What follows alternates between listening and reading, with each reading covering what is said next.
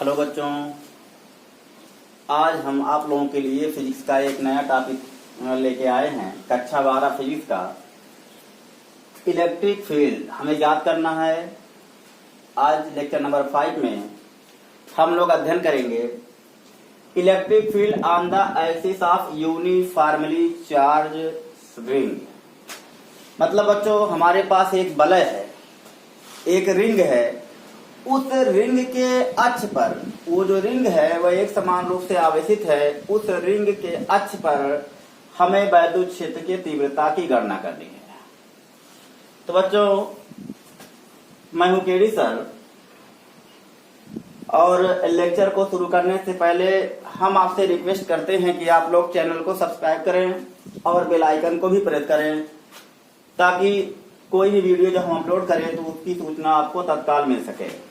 और यदि वीडियो पसंद आए तो उसको लाइक करिए, कमेंट करिए और शेयर करना बिल्कुल ना भूलें। तो बच्चों, आइए चलते हैं हम अपना लेक्चर नंबर 5 कक्षा 12 फिजिक्स का electric field on the axis of uniformly ring charge ring. बच्चों, आज का टॉपिक हम लोग शुरू करते हैं। तो बच्चों, सबसे पहले जो हमारा वलय होगा, जो हमारा रिंग होगा, वह एक समान रूप से आवेशित होगा। जैसा कि बच्चों आप इसमें देख पा रहे हैं, ये हमारा एक रिंग है। रिंग में बच्चों छल्ला, एक टाइप का छल्ला समझ लीजिए। तो ये एक समान रूप से आवेशित है। मान लेते हैं बच्चों, इसे हम प्लस चार्ज दे देते हैं, प्लस प्लस। तो बच्चों मान लेते हैं प्लस हम बीच में दे रहे हैं, बीच में प्लस प्लस प्लस। सब जगह बच्चों एक समान रूप से आवेश है। ये नहीं कि कहीं कम है कहीं अधिक है, हर जगह बच्चों समान है। तो इसलिए कहा गया है एक समान रूप से आवेशित। बच्चों, यहाँ हमने प्लस चार्ज माना है, माइनस चार्ज के द्वारा भी डेरिवेशन किया जा सकता है। हमारे लास्ट उसको भी समझा देंगे। तो सबसे पहले बच्चों, ये जो है ये एक वलय है जिसकी त्रिज्या स्मॉल ए है। वलय की त्रिज्या बच्चों है स्मॉल ए। इसके अक्ष पर केंद्र O से, बच्चों वृत्त का एक केंद्र होता है, रिंग का एक केंद्र होता है, उसके केंद्र O से स्मॉल x दूरी पर स्थित बिंदु P, बच्चों मान लेते हैं यहां पर कोई बिंदु क्या है, ये P है। बिंदु P पर हमें इस वलय के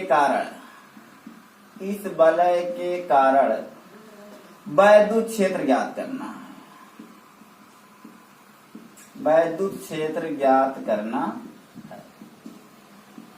बच्चों ध्यान दीजिए, ये हमारा जो वलय है वह एक समान रूप से आवेशित है और इसके अक्ष पर, इसके केंद्र से स्मॉल x दूरी पर, बच्चों ये दूरी स्मॉल x है, स्मॉल x दूरी पर कोई बिंदु P है। इस बिंदु P पर हमें बच्चों जो है वैद्युत क्षेत्र की गणना करनी है। बच्चों, अब हो सकता है कुछ बच्चों को ये समझना अक्ष क्या होता है। बच्चों, तो अक्ष क्या होता है, एक वह रेखा जो इसके सेंटर, इसके केंद्र से होके जाए तथा इसको रखने वाले तल के लंबवत। तो बच्चों इस तरह से हम समझा सकते हैं आपको, जैसे ये आपके सामने चूड़ी है। बच्चों ये वलय है, इसे आप वलय समझ लीजिए। इसे एक समान रूप से आवेशित किया गया है, अर्थात ये एक समान रूप से आवेश इसके पूरे, ये जो परिधि आप देख रहे हैं, इस परिधि में वितरित है। ठीक बच्चों, इसका केंद्र यहाँ कहीं होगा, तो इसके केंद्र से होकर जाने वाली वह रेखा जो इसके तल पे लंब हो। देखो बच्चों, ये है तल हमारा, यहाँ समझ लीजिए तल है ऐसे। अब ये तल है बच्चों, अब इसके केंद्र से होकर जाने वाली रेखा तथा इस पर लंब। तो बच्चों ये देखिए, यहाँ पर इसका केंद्र होगा, इसके केंद्र से होकर जाने वाली, तथा ये जो तल है जिसमें ये पड़ रहा बच्चों, ये जिसमें पड़ रहा दिख रहे हैं, ये इस तरह से आप बोर्ड पे समझ लीजिए ये। तो बच्चों ये इसका यहाँ केंद्र होगा, तो वह रेखा जो इसके केंद्र से होके जाती है और ये वलय जिस तल में पड़े उस तल के लंब हो, उस रेखा को हम अक्ष कहते हैं बच्चों इसका। तो ये जो पेन है इसके केंद्र से होके जा रही है और जो बोर्ड वाला तल है इस पे देखिए ये लंब भी है, अतः यही इसकी अक्ष है। तो बच्चों वह रेखा जो इस वलय के केंद्र से होके जाए और इस वलय को रखने वाले तल के लंबवत हो, वह उसकी अक्ष कहलाती है। तो बच्चों इसी अक्ष पर हमें चुंबकीय क्षेत्र की गणना करनी है। तो बच्चों आइए देखते हैं। देखिए बच्चों, वलय की त्रिज्या स्मॉल है, माना यहाँ शब्द भूल गए हैं, माना वलय की त्रिज्या स्मॉल है। इसके अक्ष पर इसके केंद्र O से स्मॉल a से दूरी पर स्थित बिंदु P है। हमें इसी बिंदु पर जो है क्या नाम है, इस वलय के कारण जो है वैद्युत क्षेत्र की तीव्रता की गणना करनी है। तो बच्चों मान लेते हैं ये जो आवेश इसको दिया गया वो कुल आवेश बच्चों कितना Q। ये जो कुल आवेश दिया गया बच्चों, इस वलय को कुल आवेश प्राप्त हुआ है स्मॉल Q, जो कि छोटे छोटे पार्टों के रूप में बच्चों यहाँ यहाँ यहाँ यहाँ यहाँ यहाँ यहाँ इस तरह पूरा क्या हो गया है, वितरित हो गया है। जब हम तमाम आवेशों को जोड़ेंगे जो ये वितरित है तो हमको ओवरऑल कितना मिलेगा बच्चों, स्मॉल Q। ना उससे कम मिलेगा ना ही उससे ज्यादा मिलेगा। तो बच्चों मान लेते हैं ये जो हमारा आवेश है ये समान रूप से जो फैला हुआ है उसके किसी बिंदु पर, जो परिधि पर हमारा आवेश है, परिधि पर कोई आवेश बच्चों हम मान लेते हैं कि जो हमारा आवेश है वह dq है, बहुत छोटे सा आवेश। माना छोटा आवेश, यहां बच्चों हम एक नाम दे रहे हैं, नाम दे रहे हैं A और यहां नाम बच्चों दे रहे हैं B। माना छोटा आवेश बिंदु A पर dq है तथा इसके कारण P पर वैद्युत क्षेत्र। बच्चों देखिए जो आप आवेश का फार्मूला बच्चों देखते, वैद्युत क्षेत्र की तीव्रता का जो बच्चों फार्मूला जानते हैं वह होता है 1/4 पाई एप्सिलॉन 0 K Q/r²। अगर बच्चों वैद्युत क्षेत्र आप छोटा लेंगे, dq लेंगे, आवेश जो है आप छोटा लेंगे तो वैद्युत क्षेत्र भी छोटा ही होगा। तो बच्चों ये हो जाएगा, यहां de लिख दे रहे हैं। माना छोटा आवेश बिंदु A पर dq है तथा इसके कारण बिंदु P पर वैद्युत क्षेत्र, अच्छा छोटा वैद्युत क्षेत्र भी होगा तो de होगा। ये हो गया,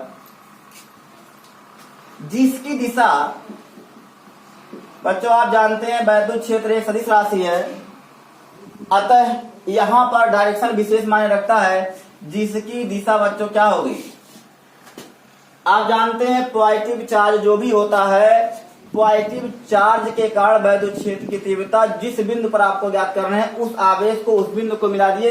अगर धन आवेश है सीधे सीधे दूर की तरफ होगा, अगर ये ऋण आवेश है तो उसकी ओर होगा। तो बच्चों इसकी दिशा क्या होगी, ये इस डायरेक्शन में होगी। बच्चों ये आपका DE मान लेते हैं, जिसकी दिशा A to P होगी। बच्चों होगी बिंदु A के ठीक विपरीत, A के ठीक विपरीत बच्चों कोई एक और बिंदु होगा। चूंकि ऐसे वलय है बच्चों तो यहाँ जो इसको बच्चों इस तरह समझिए, ये जो आपका रिंग है, अगर बच्चों मान लेते हैं इसका केंद्र से होकर जाने वाली जो रेखा है वो अक्ष है, यहाँ पर वो बिंदु है, तो यहाँ इसको मिला दिए हैं। तो इस A के अपोजिट वाला बिंदु यहाँ भी है, A के अपोजिट वाला बच्चों बिंदु B यहाँ पर है।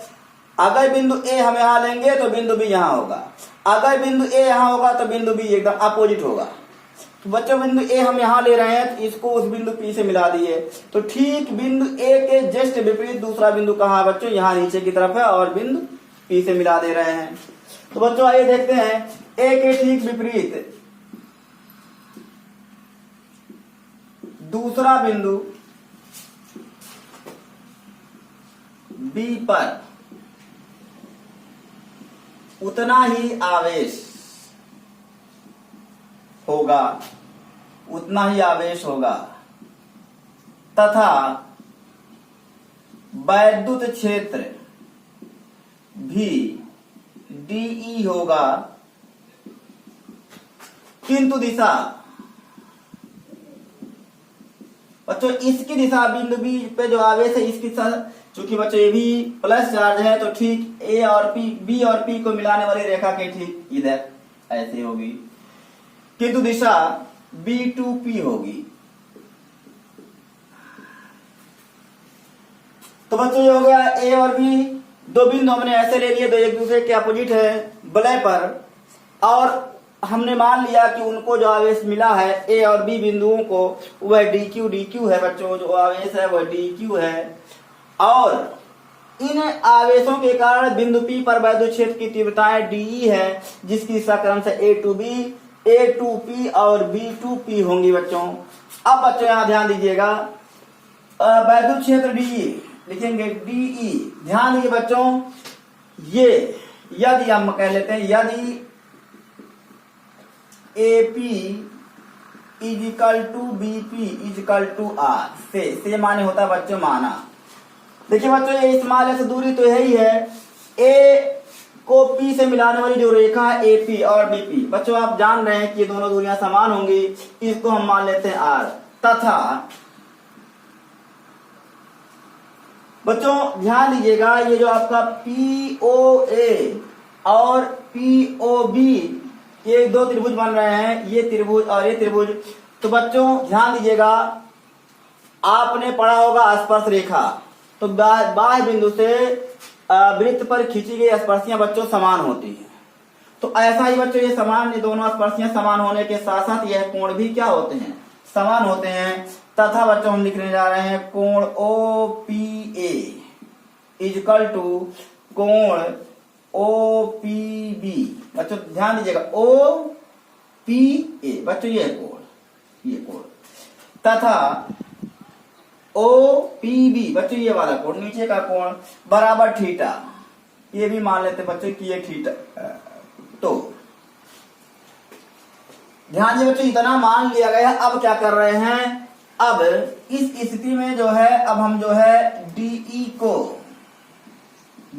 को ये जो आपका वलय है ऐसे, ये ऐसे वलय है, ऐसे ये ऐसे ऊर्ध्वाधर रखा हुआ है ऐसे वलय।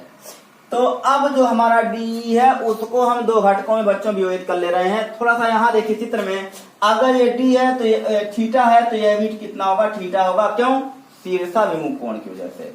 बच्चों ये थीटा है तो ये भी क्या होगा, थीटा होगा, शीर्षा विमुख कोण की वजह से। तो हम अब DE को दो घटकों में विभाजित कर रहे हैं, एक इसके अक्ष के अनुदिश, अक्ष मतलब इस रेखा के अनुदिश, और एक अक्ष के लंबवत। DE को अक्ष के अनुदिश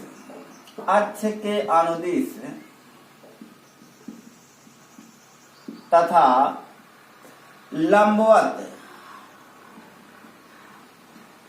घटकों में वियोजित करने पर,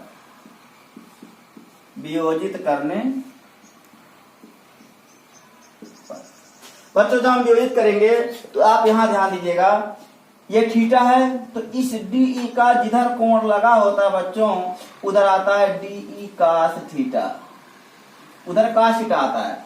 अब बच्चों इसके लंबवत क्या आता है, sin थीटा आता है, DE sin थीटा। बच्चों इसको इस तरह समझ लीजिए,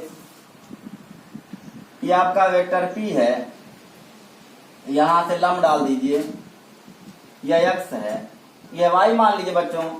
तो cos थीटा बराबर होता है आधार बटे कर्ण, ये मान लेते हैं वेक्टर P ये है, आधार बटे कर्ण P। तो x इक्वल टू हो गया बच्चों P cos theta, x equal to P cos theta. और ऐसे बच्चों आ जाएगा y equal to P sin theta. लंबवत दिशा में वह वेक्टर और sin थीटा, और क्षैतिज उसके अनुदिश जो होता है वह वेक्टर और cos थीटा होता है। तो बच्चों यहां ध्यान दीजिएगा, यह DE cos थीटा हो जाएगा, तो ये बच्चों क्या हो जाएगा, यह DE sin थीटा हो जाएगा।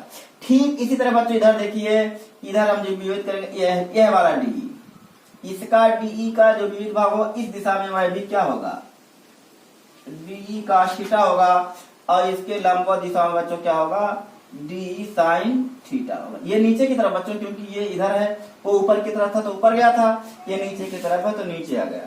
तो बच्चों ये नीचे की तरफ इतना होगा, ये बच्चों वियोजित करने पर वियोजित भाग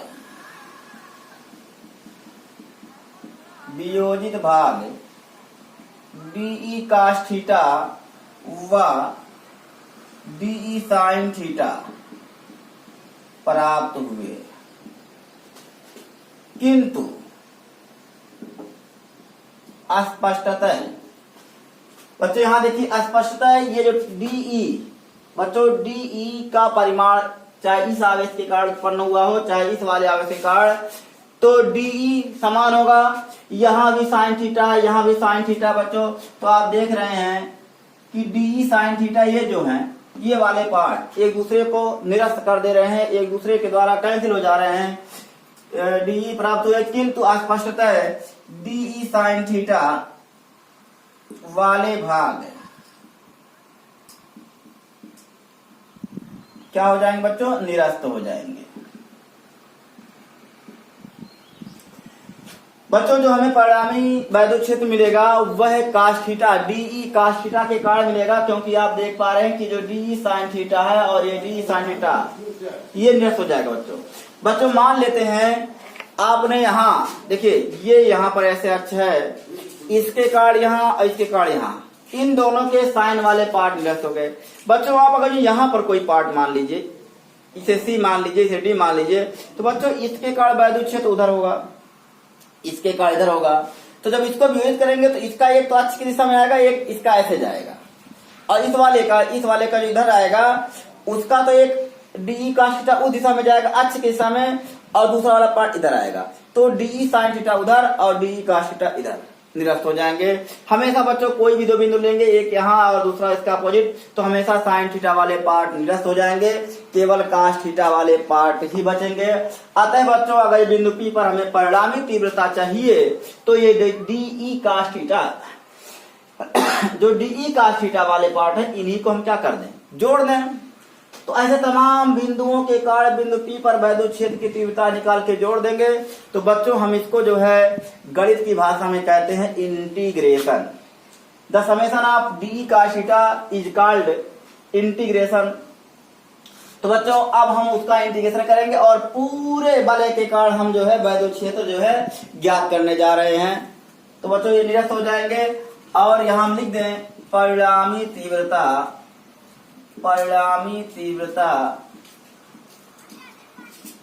केवल डीई cos थीटा के कारण होगी। परिणामी तीव्रता बच्चों केवल डीई cos थीटा के कारण होगी, और डीई cos थीटा बच्चों इसका हम अब इंटीग्रेशन करने जा रहे हैं। अब इसको हम मिटा रहे हैं बच्चों। यहां देखिए बच्चों, इसको थोड़ा आप लोग रिवाइज करके भी देख लीजिएगा, वीडियो को पॉज करके भी देख लीजिएगा, समझ लीजिएगा, कहीं कोई छूटने ना पाए, दिक्कत होती है बच्चों। अतः बिंदु P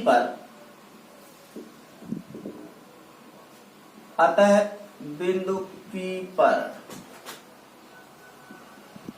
पूर्ण वलय के कारण बच्चों, अभी तो हमें एक बिंदु के कारण निकाल लिए ना। अतः बिंदु P पर पूर्ण वलय के कारण वैद्युत क्षेत्र कहिए बच्चों, चाहे वैद्युत क्षेत्र की तीव्रता कहिए, बात एक ही है, वैद्युत क्षेत्र। तो बच्चों ये हो जाएगा, ध्यान दीजिए, E इज इक्वल टू पूरा जो है बच्चों वैद्युत क्षेत्र, E is equal to integration, close integral कर देना बच्चों, क्योंकि ये बंद है, इस तरह क्लोज इंटीग्रल हो जाएगा। हाँ, डीई cos थीटा बच्चों, हमें जो डीई cos थीटा प्राप्त हो रहा है सभी के पार्टों के द्वारा, डीई cos थीटा सबका मतलब जो है ये अक्ष की दिशा में होगा। बाकी जो दूसरा पार्ट होगा वह उसके वर्टिकल होगा, लंबवत होगा। डीई साइन थीटा आपस में निरस्त हो गए, बचा था हमारे पास केवल डीई cos थीटा से तमाम डीई cos थीटा आएंगे। तो d E cos theta plus d E cos theta इसको हम समाकलन लिखते हैं, ये हमारा समाकलन है। अब बच्चों यहां देखिए, इसको हम समीकरण नंबर 1 कहते हैं। बच्चों जितनी वैद्युत क्षेत्र की तीव्रता यहाँ A के कारण बिंदु P पर आई है, उतना ही B के कारण, क्योंकि बच्चों आवेश दोनों के समान हैं, दूरियां भी समान हैं। अतः बच्चों यहां देखिए, बट यहां लिख दे रहे हैं DE इज इक्वल टू, आप जानते हैं 1/4πε0, K भी लिख दीजिए, मान लीजिए किसी माध्यम में रखा गया है तो, और वह आवेश जिसके कारण आप वैद्युत क्षेत्र निकाल रहे हैं, तो बच्चों वो तो आवेश कितना है, डी क्यू अपान बच्चों वह दूरी आवेश से उस बिंदु की दूरी जहां पर आप वैद्युत क्षेत्र ज्ञात कर रहे हैं, तो बच्चों वो दूरी ये है डी क्यू अपान कितना हो जाएगा बच्चों, आर स्क्वायर। ये हो गया बच्चों, ये तो डीई की वैल्यू हो गई। एंड बच्चों cos थीटा बराबर होता है, आप इस त्रिभुज में देख लें चाहे इस त्रिभुज में देख लें, cos थीटा बराबर होता है बच्चों आधार बटे कण। अगर ये थीटा है बच्चों तो ये लंब होगा, ये आधार होगा और ये कण होगा। cos theta equal to x upon r. तो बच्चों हम उस फार्मूले में समीकरण नंबर 1 में डीई की वैल्यू और cos थीटा की वैल्यू ले जाके पुट करने जा रहे हैं। तो ये बच्चों क्या हो जाएगा, E is equal to close integral 1 upon 4 pi epsilon 0 के डी क्यू बच्चों d q upon r square. ये बच्चों डीई की वैल्यू है, आप देख पा रहे हैं डीई की वैल्यू है, और cos थीटा के स्थान में बच्चों x अपान हो जाएगा r। बच्चों ये पार्ट नीचे वाला पार्ट हम मिटा दे रहे हैं, देखते हैं ये क्या आता है।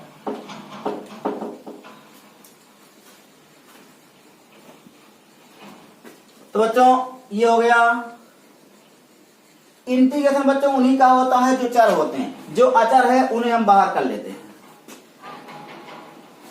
E इक्वल टू देखो बच्चों 1 अपान 4 पाई एप्सिलॉन 0 के। बच्चों ये x, क्योंकि बच्चों यहाँ डी क्यू है, डी क्यू मतलब क्यू के सापेक्ष समाकलन होगा, तो x भी बाहर हो जाएगा और r, ये बच्चों आर स्क्वायर और ये r है, तो ये क्या हो जाएगा, ये बच्चों हो जाएगा आर क्यू, 2 घात और 1 घात हो गया आर क्यू। और बच्चों ये क्लोज इंटीग्रल बच्चों ये हो जाएगा। अब बच्चों यहां ध्यान दीजिए, ये जो डी क्यू का समाकलन का मतलब बच्चों डी क्यू, यहाँ का डी क्यू, यहाँ का डी क्यू, तमाम जो छोटे छोटे आवेश डिस्ट्रीब्यूट हैं इन पार्टों में, उन तमाम लोगों को आप जोड़ेंगे तो आपको कुल कितना आवेश मिलेगा बच्चों, जितना आपने इस वलय को आवेश कुल दिया था। तो हमने शुरू में ही कह दिया था कि हमने इसे प्लस क्यू आवेश दे दिया। यहां देखिए, बट समाकलन d q equal to q and यहां बच्चों एक प्रमेय भी लगती है, पाइथागोरस प्रमेय। पाइथागोरस प्रमेय में क्या होता है कि कण का वर्ग होता है जो वो लंब और आधार के वर्ग के बराबर होता है। तो बच्चों इसकी त्रिज्या स्मॉल ए है, तो ये हो जाएगा r square is equal to a square plus बच्चों एक्स स्क्वायर हो जाएगा। तो r is equal to a square plus x square की घात 1/2। यहाँ बच्चों स्क्वायर हम हटा दिए, 1/2 लगा दिए। तो बच्चों अब देखिए क्या हो जाएगा, E is equal to 1 upon 4 pi epsilon 0 के और x अपान, यहाँ देखिए बच्चों r के स्थान, r के स्थान बच्चों हम लिख सकते हैं a square plus x square की घात 1/2। a square plus x square की घात 1/2, ये तो r की वैल्यू है बच्चों। अब यहाँ क्यूब है तो बच्चों यहाँ 3 घात तो हमें करनी ही पड़ेगी, तो इतना ये हो गया x अपान ये r की वैल्यू होगी बच्चों d Q, integration D Q के स्थान पे बच्चों कितना लिख सकते हैं, q। तो बच्चों यहाँ लिख दे रहे हैं। तो बच्चों आपको कुल मिलाकर मिला, फार्मूला क्या मिला, E is equal to 1 upon 4 pi epsilon 0 के q x upon a square plus x square. बच्चों यहाँ देखिए पूरे की घात 1/2 है, फिर घात 3 है। तो बच्चों घात के ऊपर जब घात होता है तो इसका मतलब होता है घातों का आपस में गुणा। तो 1/2 गुणे 3, 3 एकम 3/2, बच्चों ये हो जाएगा 3/2। तो बच्चों इसी की तलाश थी हमें, हमारी हेडिंग थी एक समान रूप से आवेशित वलय की अक्ष पर वैद्युत क्षेत्र की तीव्रता या वैद्युत क्षेत्र। जो हमारी हेडिंग थी वो यही थी कि हमें इसके अक्ष पर वैद्युत क्षेत्र की गणना कर लेनी है, जो कि एक वलय है। तो वह उसका फार्मूला कितना होगा, तो बच्चों हमें मिला क्या formula, E equal to 1 upon 4 epsilon 0 के q x upon a square plus x square की घात 3/2। यही है बच्चों जो है हमारा जो है इसके अक्ष पर, यहाँ इसके केंद्र O से स्मॉल x दूरी पर वैद्युत क्षेत्र की तीव्रता। बच्चों इसमें r नहीं आया है, r हमने हटा दिया, लेकिन a square plus x square ये r के पद में है, समझ लीजिए r स्क्वायर बराबर a square plus x square. तो बच्चों यही वैद्युत क्षेत्र की तीव्रता है। अब बच्चों यहाँ विशेष कंडीशन हम लगा दे रहे हैं, विशेष कंडीशन लगा करके एक आध दो वैल्यू ज्ञात कर लें कि कहाँ पर वैद्युत क्षेत्र कितना होगा। तो चलिए देखते हैं बच्चों। हाँ एक चीज और बच्चों, यहाँ पर देखिए, अगर चार्ज यहाँ जो हमने वलय को चार्ज दिया है, यदि हमने प्लस आवेश ना दे करके इसे निगेटिव चार्ज दिया होता तो क्या स्थिति बनती, यही देख लीजिए बच्चों। ओवरऑल जो ई आया हुआ है इसकी डायरेक्शन बच्चों क्या होगी, अस्पष्टता है, क्योंकि सब लोग जो बच रहे थे वो इधर वाले ही बच रहे हैं, तो इसकी जो डायरेक्शन आएगी वो यही आएगी, क्योंकि ये वाले तो क्या कर रहे हैं, कैंसिल हो जा रहे हैं। अब बच्चों मान लेते हैं कि अगर हमें इसे ऋण आवेश दिया होता तो बिंदु P पर जो वैद्युत क्षेत्र आता उसकी दिशा, उसका परिमाण कितना होता। तो बच्चों अगर ऋण आवेश होता यहाँ तो DE उत्पन्न होगा, लेकिन इसकी दिशा क्या होती बच्चों, इधर होती। यहाँ इसके अपोजिट वाला जो बिंदु है भी इसके का इधर होती। तो बच्चों पुनः हम इसको देखिए, थीटा है, इसको भी यूज करते इस दिशा में, इसी दिशा में। ये हो जाता आपका जिधर कोण लगा होता है बच्चों उधर cos theta, DE cos theta हो जाएगा। और देखिए बच्चों ये वाला है, ये आपका DE है, ये भी आपका DE है। इसके लंबवत, ये अक्ष के लंबवत बच्चों हो जाएगा, ये लिखा ही गया DE sin थीटा। ठीक इसी प्रकार बच्चों DE, इस DE का यहाँ देखिए थीटा है, तो ये DE cos थीटा। इसके लंबवत दिशा में नीचे की ओर बच्चों DE sin थीटा। बच्चों इधर हमें कुछ नहीं मिला, इधर हमें कुछ नहीं मिला, इसको हम मिटा दे रहे हैं। अब पुनः बच्चों आप देखिए DE sin थीटा एक दूसरे के अपोजिट है, निरस्त हो गए। और DE cos थीटा का समेशन कर लेंगे, हमें मिल जाएगा। तो बच्चों परिमाण यही आएगा, बस यही परिमाण आएगा। R वही है, x वही है, सब कुछ वही है, आवेश केवल निगेटिव चार्ज है। वैद्युत क्षेत्र की तीव्रता ज्ञात करने के लिए हम आवेश का चिन्ह सहित मान नहीं रखते हैं, वो तो ऋण आवेश धनावेश के द्वारा हम दिशा पता लगा लेते हैं। तो बच्चों परिमाण तो यही आएगा, लेकिन अब डायरेक्शन क्या होगी बच्चों, उस वाले में जब पॉजिटिव चार्ज दिए थे तो डायरेक्शन ओवरऑल इधर आई थी, अब डायरेक्शन बच्चों किधर आएगी, यहाँ पर वलय के केंद्र की ओर इधर आएगी। उस स्थिति में अक्ष के अंदिश वलय के केंद्र से दूर जा रही थी। अक्ष के अंदिश था, अक्ष के अंदिश अब भी है, लेकिन वलय के केंद्र की ओर है। वो वाला अक्ष के अंदिश वो भी था, लेकिन वलय के केंद्र से दूर की तरफ था। तो बच्चों परिमाण तो ही मिलेगा, केवल दिशाओं का अंतर आएगा। अब बच्चों हम विशेष कंडीशन लगा रहे हैं, देखिए। तो बच्चों ये फार्मूला हमारे पास आ गया, E = 1/4π0 के QX upon A square plus x square की घात 3/2। तो बच्चों कुछ कंडीशन हम लोग देखते हैं क्या है। केस फर्स्ट, कंडीशन नंबर 1, यदि बिंदु P, यदि P कहां हो, यहां पर ना होकर के केंद्र पर हो जाए।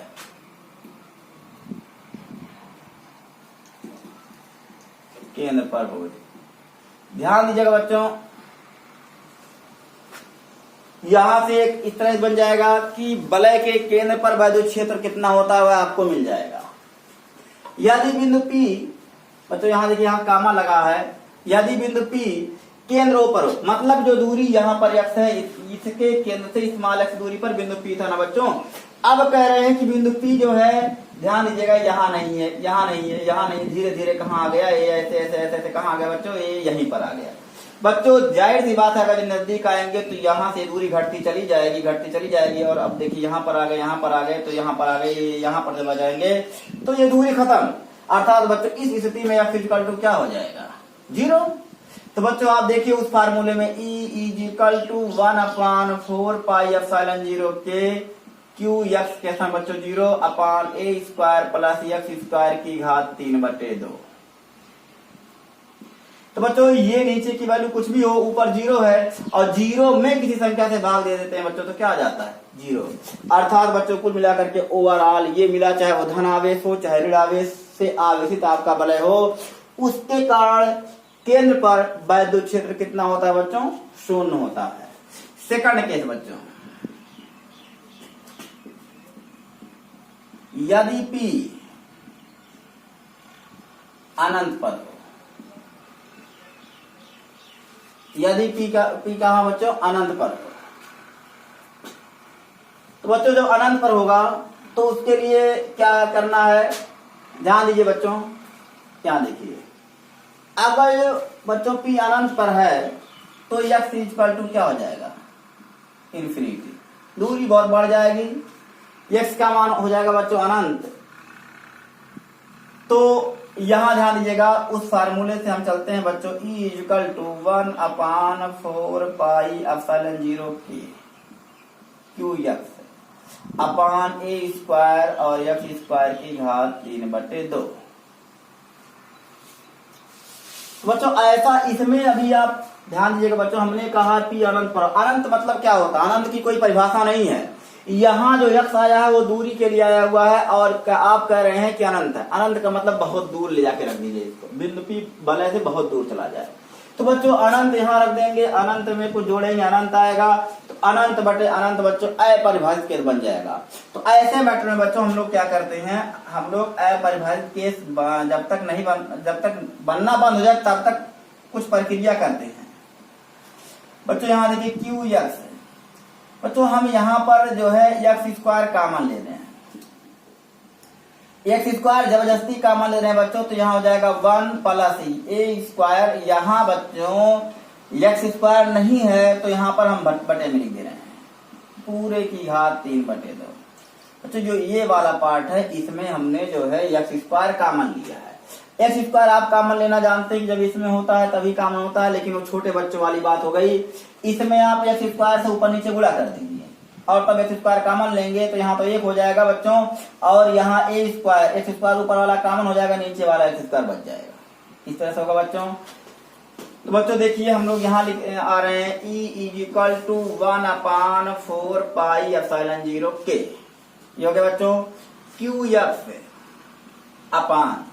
बच्चों यहाँ देखिए ये जो पूरी घात है, जैसे आपको सामने लिखा है x इंटू वाई की घात 5, ये दोनों गुणा में है तो x की घात 5 होती है और y की घात भी 5 होती है। तो बच्चों ये दोनों गुणा में है, ये और ये गुणा में है, तो x की घात 2 की घात 3/2। तो बच्चों 2 से 2 कट जाएगा, कितनी घात आ जाएगी? 3। और ये आपका हो जाएगा 1 प्लस ए स्क्वायर अपान एक्स स्क्वायर की घात 3/2। तो बच्चों यहाँ से एक घात कम हो जाएगा तो हो जाएगा 1/4 पाई एप्सिलॉन 0 k क्यू अपान एक्स स्क्वायर 1 प्लस ए स्क्वायर अपान एक्स स्क्वायर की घात 3/2। अब बच्चों हम व्याख्या कर सकते हैं, अब हम व्याख्या कर सकते हैं बच्चों, ध्यान दीजिएगा। हमारा एक्स कहाँ जा रहा है बच्चों? अनंत। बच्चों अनंत मतलब बहुत बड़ा, बहुत बड़ा। यहाँ पर ए स्क्वायर में एक्स स्क्वायर से भाग दे रहे हैं, तो बच्चों एक्स बहुत बड़ा है। बहुत बड़ी संख्या से किसी में भाग दीजिए तो बच्चों क्या आ जाता है? बहुत छोटा। जैसे बच्चों 1 में 10 से भाग दीजिए 0.1 आता है, 1 में 100 से भाग दीजिए 0.01 आता है, 1 में 1000 से भाग दीजिए 0.001। छोटा होता चला जा रहा भागफल, लेकिन ये बहुत बड़ा हो जाए बच्चों तो ये बहुत छोटा हो जाएगा। तो बच्चों ये अनंत है, जब अनंत है अनंत से ए में भाग देंगे तो बच्चों ये हो जाएगा 0। ये तो 0 हो गया बच्चों। तो बच्चों यहाँ देखिए E इक्वल टू, और हाँ यहाँ ध्यान दीजिएगा, इसी समय समझ लीजिए ये तो 0 हो गया 1 प्लस 3/2। बच्चों यहाँ पर भी आप सोच रहे थे कि 0 कर देते, नहीं कर पाते बच्चों। यहाँ x के स्थान पर अनंत, यहाँ नीचे भी अनंत रखते, अनंत प्लस कुछ समथिंग जोड़ेंगे, अनंत ही आएगा।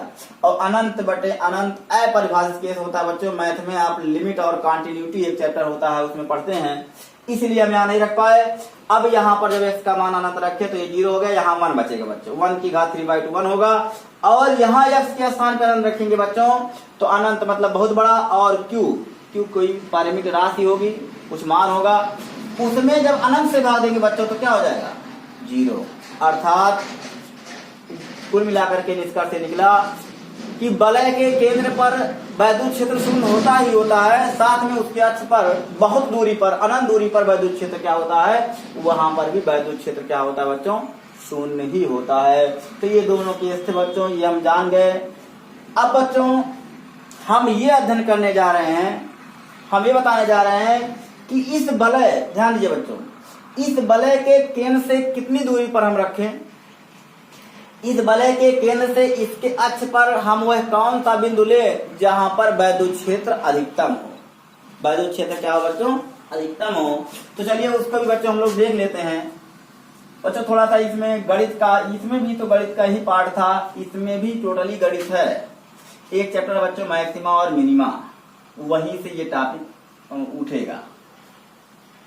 थोड़ा सा समझा दे रहे बच्चों, ध्यान दीजिएगा।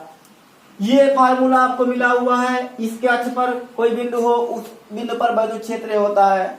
बच्चों थोड़ा सा मैथ में हम बता दें, उसके बाद तब चल रहे हैं। बच्चों हमें ये ज्ञात करना है कि जो है उसके अक्ष पर वैद्युत क्षेत्र कितना होगा, उसके अक्ष पर वैद्युत क्षेत्र जो भी है महत्तम कितनी दूरी पर होगा, ये ज्ञात करना है। तो ठीक है, आइए चलते हैं, देखते हैं। ध्यान दीजिए, ये आपका फार्मूला आया हुआ E=1/4π0 के Q जक्सपान A² + X² की घात 3/2। इसमें आप देख लीजिए, ना तो ये बदल पाएगा, ना तो ये, ना तो ये, ना तो ये, ना तो ये, केवल बदलेगा बच्चों का ए भी नहीं बदल पाएगा। लेकिन चूंकि ए x² के साथ है इसीलिए वह चर है। ये दूरी बच्चों देखिए यहां भी हम रख सकते हैं, x बदल गया, कम कर सकते हैं, x कम हो गया, और बढ़ा सकते हैं। तो बच्चों ये इतना चर है। चर कौन है बच्चों इसमें चर है आपका x/A² + x² की घात 3/2, ये चर है। इसी पे डिपेंड करता है बच्चों कि वह बिंदु कहां पर है जहां पर वलय के कारण हमें वैद्युत क्षेत्र जो है अधिकतम मिलेगा। तो बच्चों हमने कहा गणित का पाठ है थोड़ा सा, तो इसके लिए बच्चों हम एक बार अवकलन करते हैं। किसके सापेक्ष करेंगे अवकलन, जिसमें यह चर होगा। तो बच्चों इसमें चर है x, क्योंकि x ही घटेगा बढ़ेगा, तो इसमें हम x के सापेक्ष अवकलन करते हैं। अवकलन करने के बाद जो फर्स्ट डेरिवेटिव आता है उसको 0 के बराबर कर देते हैं और वहां से x का मान मिल जाता है। x का जो मान मिलता है वह मान जो फर्स्ट डेरिवेटिव ये है उसको एक बार और डेरिवेटिव करते हैं और उसमें वैल्यू ले जाके पुट करते हैं। यदि वैल्यू रखने पर नेगेटिव चिन्ह आ जाए, वैल्यू से मतलब नहीं, चिन्ह से मतलब, इसको रखने पर यदि नेगेटिव साइन आता है तो x के उस मान के लिए या चर के उस मान के लिए वह फलन जो आपका होगा महत्तम होता है। और अगर जो x की उस वैल्यू को रखने पर पॉजिटिव साइन आता है बच्चों, तो वह फलन x के उस मान के लिए जो होता है निम्नलिखित होता है, कम होता है। तो बच्चों हमें ज्ञात करना है कि क्या है वह बिंदु कहां पर है जहां पर वैद्युत क्षेत्र महत्तम होगा इस वलय के अक्ष पर। तो बच्चों ये जो हमारा चर है इसका हम x के सापेक्ष अवकलन करेंगे। x के सापेक्ष अवकलन करने पर बच्चों हमने शेष पार्ट क्यों छोड़ दिया, शेष पार्ट से हमारा कोई मतलब नहीं था, क्योंकि बच्चों वह अचर था, गुणा में था, बाहर को जाता है, इसलिए हमने केवल वो लिया है जो चर है। तो बच्चों ये जो आपका फलन है इसे हम मान लेते हैं p है, ये आपका p हो गया, इसमें चर x है बच्चों। अब ये आपका, हाँ तो बच्चों अब हम इसका जो है ये चर x है इसी के सापेक्ष हम अवकलन करते हैं।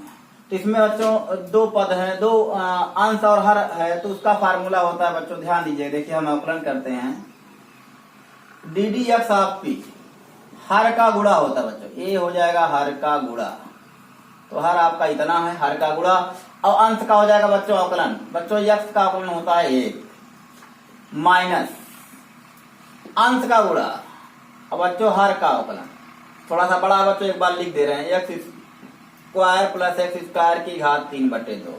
अब बच्चों पूरे के बटे होता है हर का होल स्क्वायर, a² + x² की घात 3/2।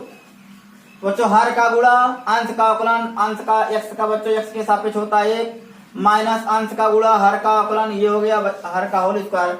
बच्चों ध्यान दीजिएगा इसमें दो पद हैं, इसको हम कुछ मान लेंगे, a² + x² की घात 3/2 माइनस ये आपका बच्चों हो जाएगा x, इसको मान लेंगे बच्चों p। तो थोड़ा सा बच्चों यहाँ देखिए हम मान ले रहे हैं ddx और इसे p ना मान करके बच्चों हम कुछ मान ले रहे हैं z। तो बच्चों जेड मान ले रहे हैं, जेड इज इक्वल टू हमारा है ए स्क्वायर प्लस एक्स स्क्वायर की घात 3/2 अपान बच्चों ये आपका चल रहा था ए स्क्वायर प्लस एक्स स्क्वायर की घात 3/2। ध्यान दीजिए बच्चों यहाँ पर, ये बच्चों ध्यान दिए यहाँ x है यहाँ जेड है, अवकलन नहीं हो पाएगा। जो यहाँ होता है बच्चों वही यहाँ होता है, तभी अवकलन होता है। तो इसके लिए बच्चों हम थोड़ा सा जो है आपको बता रहे हैं, माइनस x है ये, आप इसी में dz से गुणा कर दीजिए और dz से क्या कर देंगे बच्चों, भाग। ये बच्चों जितना अंश उतना हाथ कट के किसी संख्या में 1 से गुणा करने पर कोई फर्क नहीं पड़ता, इसलिए ऐसा कर दिए। हमारी मजबूरी ये थी कि यहाँ जेड है यहाँ x है, अवकलन नहीं हो पाएगा। जो चर यहाँ पर हो वही चर यहाँ पर हो तभी कर पाएंगे। तो dz से बच्चों गुणा, dz से भाग कर दिए हम। अब बच्चों हम इस लाइन में क्या कर रहे हैं, यहाँ पर dz कर दे रहे हैं, dz।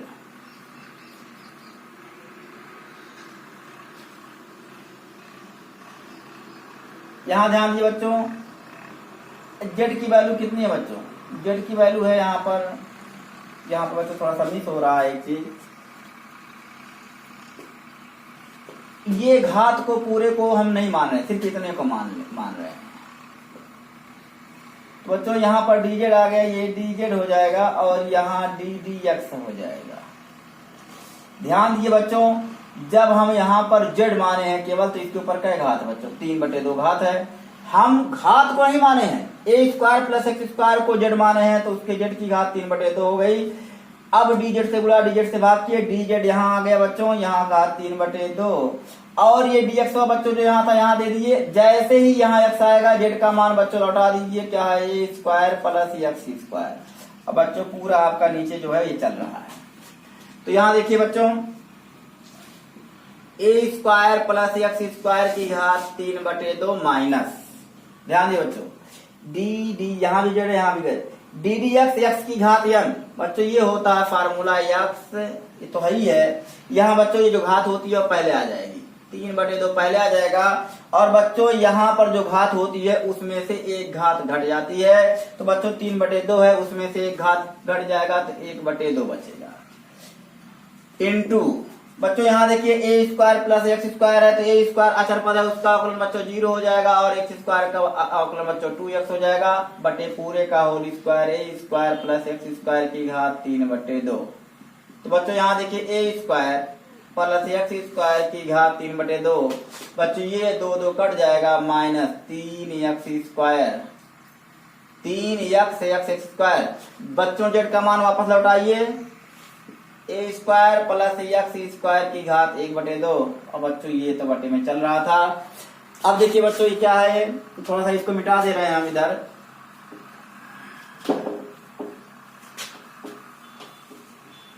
ध्यान दीजिए बच्चों, इसमें हम ए स्क्वायर प्लस एक्स स्क्वायर की घात 1/2 कॉमन ले रहे हैं, ए स्क्वायर प्लस एक्स स्क्वायर की घात 1/2 कॉमन ले रहे हैं। बच्चों यहाँ 3/2 का मतलब होता है 1.5 में से आधा कॉमन हो गया है, तो आधा जब कॉमन हो जाएगा तो एक घात बचेगा। तो यहाँ बच्चों ए स्क्वायर प्लस एक्स स्क्वायर की घात 1 लिखा नहीं जाता, हमेशा रहता है माइनस 3x स्क्वायर, बच्चों एक्स स्क्वायर ये हो गया, बटे बच्चों चल रहा था ये आपका ए स्क्वायर प्लस एक्स स्क्वायर की घात 3/2, ये चल रहा था बच्चों।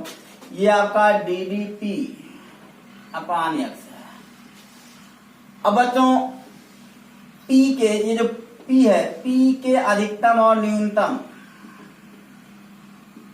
अधिकतम या न्यूनतम मान के लिए, p के अधिकतम या न्यूनतम मान के लिए इसको हम बच्चों अवकलन कर देते हैं इक्वल टू 0। बच्चों जब हम इसको 0 करेंगे तो हमें देखिए मिलेगा a square plus x square. बच्चों ध्यान दीजिएगा, इसको जब हम 0 कर देंगे तो ये तो आपका हर में चला जाएगा, 0 में गुणा हो जाएगा, ये आपके भाग हो जाएगा, ये भी 0 हो जाएगा।